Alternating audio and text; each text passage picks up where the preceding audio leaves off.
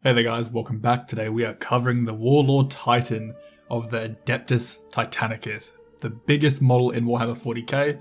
We're going to cover the unit, look at its weapons, its loadout, and how big and dumb this thing really is. The Warlord Titan comes in at 22.5 inches tall, or about 57 centimeters. It weighs about 16 pounds at 7 and a bit kilos. It is a big behemoth of a monster. It is the biggest model, maybe debatable with the Tower Manta, but we do not support any Xeno scum here, so no. In terms of the tabletop, the Questoris Knight, which is like the bread and butter of a lot of Imperial Knight armies, it's even a common ally in the form of Canis Rex, they only come up to the knee of this model. It is hard to really comprehend how big the thing is on the table. Now, to buy one, officially, through Games Workshop, you have to buy it in piecemeal. You have to buy the body, you have to buy your carapace weapons, your helmet, and your two primary weapons. All up for like a generic loadout, it's about 3.6 grand in Australia and about 2.6 grand in freedom dollars. It is the most expensive model on GW's website and possibly the most expensive miniature ever to exist throughout like war table miniature hobby gaming. So quick look at the stat line. We won't go through the weapons here, but the Warlord Titan comes in at 3,500 points on the table.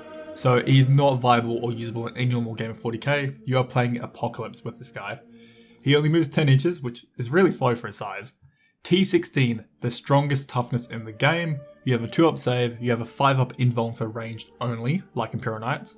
You have a fat 100 wounds of health to play with. You do bracket when you're at 33 wounds or below. He has a 6-up leadership, which I feel like should be a 5 because it's the Warlord Titan. It's one of the most powerful war machines created by the Imperium of Man.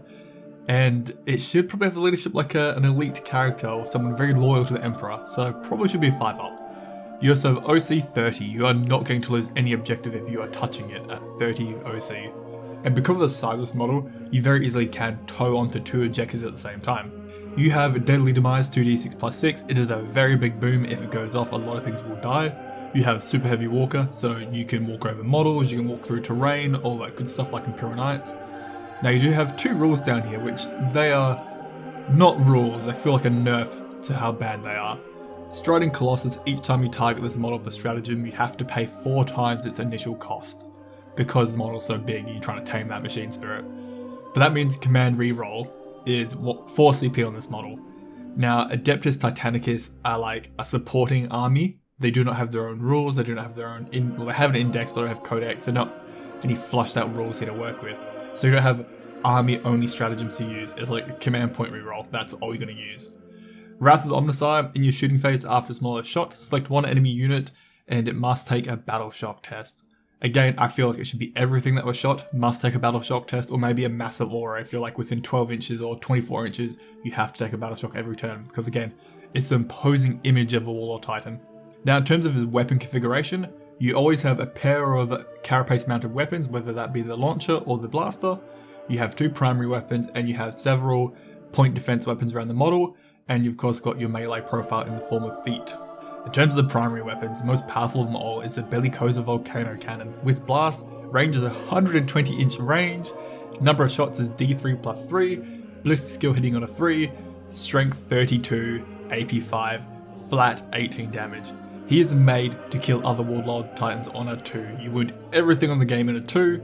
The Mori Quake Cannon has blast and ignores cover, even a bigger range at 280 inches.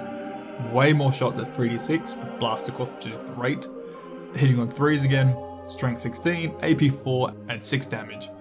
Definitely a more all-rounder profile, can really reach across the board, doesn't care where things are hiding. If you're playing big games with Imperial Knights as your ally, really great way to kill enemy Warlord because that ignores cover, just dunk him into an enemy Warlord hiding behind a building. The Macro Gatling Blaster has sustained hits 1, shorter range at 100, 30 shots per 1, hitting on 3s, strength 9, AP 2 and 3 damage. This is such a good all-rounder for like fighting to an army with lots of like medium vehicles, elite troops and things like that, because strength 9 gonna wound and kill most elite troops and normal troops on 2s and 3s.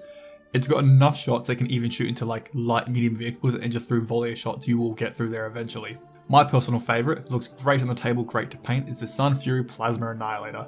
Has blast and has hazardous. It's one of the biggest plasma guns in 40k lore.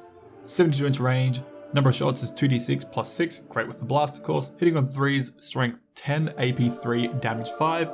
If you overcharge it, it goes up to strength 12 with 8 damage.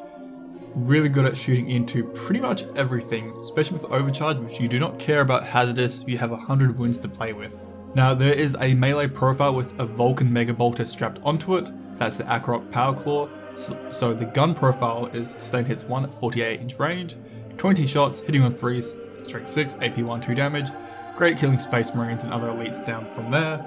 You have a strike and a sweep profile. For strike, 6 attacks, hitting on 4s, which is not great. Strength 20, AP 4, damage 24, flat. Made to kill other Imperial Knights or other Titanic models in melee. He can one-shot an Imperial Knight if he lands it.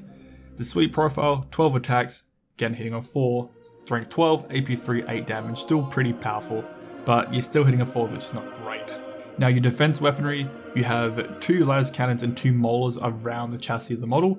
So the las cannon are typical, you know what they're like, 1 shot, strength 12, hitting on the 3, AP 3, damage d6 plus 1, nothing different there. Then you got the mauler, which is a 36 inch range, kind of like a heavy bolter, 6 shots, hitting on 3, strength 6, AP 2, 2 damage. A bit better of a heavy bolter, and you've got 2 of them as well. For your carapace weapons, you have the Apocalypse Launcher, or the APOC Launcher on the roof. Blast and indirect, you have 2 of these because you take them as a pair. 200 inch range, 20 shots per one, hitting on 3s, but 4 because indirect if you're shooting into something else. Strength 8, AP 2, 2 damage. Made to just shoot into hordes of enemy units and just wipe them out.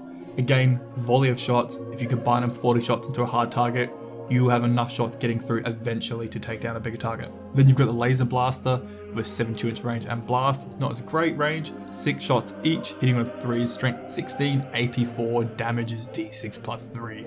And an anti-tank profile up on your roof as your secondary weapons. And then you've got the Titanic Feet, which are just a joke, hitting on 4s, only 6 attacks, strength 12, which good strength, AP 2, 4 damage. They are not great, you do not want to get tagged in melee. So overall, some pros and cons to the big Warlord Titan. Moral victory. You play the thing, you've already won the game because you got to bring a Warlord Titan to the table. It definitely has a psychological effect where people try and hide from it. It's such a big model. A lot of people deem it not worth to try and bring it down unless they have their own incredibly insane anti-tank profiles to work with. It just deletes whatever it looks at. You just go, I don't want to see that monolith anymore. It's gone. And obviously the biggest part of it is building and painting it. It's such a big project, it takes forever. I'm currently working through mine and I'm like a third of the way there. Cons. It costs 3,500 points. It's also really expensive in the real world to get one. Melee is its biggest weakness. You only have an invuln for ranged attacks only. If a couple orcs tag you at the feet, eventually they will start getting through. AP 2 means you have to save melee on a 4 from chaff models, so melee is your biggest problem. Because of how big he is, insane he is, and he needs a supporting army to defend him, you are playing him in Apocalypse games only. Of course, a con would be painting and building it. It takes forever. If you're not a confident painter, this is going to show a lot of your imperfections because it's such a big scale, and building takes forever. You need to know how to work with resin, you have to pin, you have to drill, you have to do a lot of magnets. And it has no real rules. The fact it has no army codex / real index to work with, it's fun that it can support another army, but Striding Colossus is a nerf. Its rule on the model is so bad, it needs like a ton more things for it to work really well. Alright, that is the biggest model in 40k tabletop. It is insane. It is a sight to see if you ever get to see one on the table or versing it. I cannot wait to get mine finished to play with it in my friend group.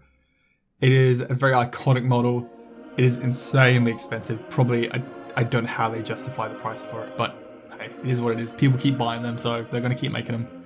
I love my Warlord Titans. They are such a cool part of the lore. I'm personally trying to build my own Apocalypse army right now for Imperial Knights, and my Warlord Titan to be like the big centerpiece of it. So let me know down below if you've ever played with one or versed one, and did you enjoy it? Are you wanting to get one? Yeah, let me know your thoughts around the Warlord Titan. It's just a fun, silly model to talk about and go through as a unit review. Alright guys, thank you. I hope you enjoyed. Give us a sub. We're going for 5k subs, and have a good one. See ya.